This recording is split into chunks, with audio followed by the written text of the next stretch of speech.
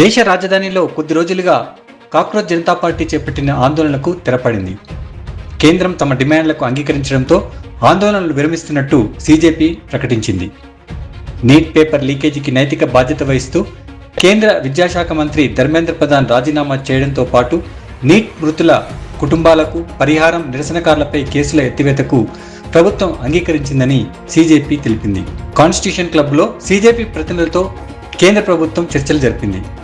కేంద్ర ప్రభుత్వం తరపున మంత్రులు జేపీ నడ్డా, జితేంద్ర సింగ్ హాజరయ్యారు. దాదాపు 2 గంటల పాటు ఈ సమావేశం జరిగింది. సీజేపీ డిమాండ్లపై ఇందులో సుదీర్ఘంగా చర్చించారు.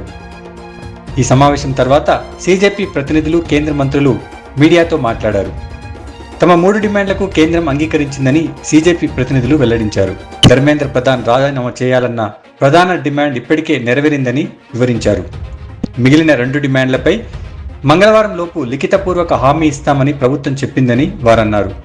ధర్మేంద్ర రాజీనామా తమ మొదటి గెలుపని వారు పేర్కొన్నారు. నీట్ పేపర్ లీక్ వ్యతిరేకంగా పోరాడిన విద్యార్థులపై కేసుల ఎత్తివేతకు కేంద్రం ఒప్పుకుందని, అలాగే భవిష్యత్తులో కూడా ఎలాంటి చర్యలు తీసుకోబోమని హామీ ఇచ్చిందని వివరించారు. ఇక నీట్ పేపర్ లీక్ కారణంగా చనిపోయిన విద్యార్థుల మృతుల కుటుంబాలకు త్వరలో ఎక్స్గ్రేషియా చెల్లిస్తామని ప్రభుత్వం వివరించిందన్నారు. తమ డిమాండ్లకు అంగీకరించడంతో కేంద్ర ప్రభుత్వ విజ్ఞప్తి పేరుకు ఆందోళనకు విరమిస్తున్నామని సీజేపీ ప్రకటించింది. సీజేపీ 3 డిమాండ్లకు కేంద్ర ప్రభుత్వం అంగీకరించిందని మంత్రి జేపీ నడ్డా తెలిపారు.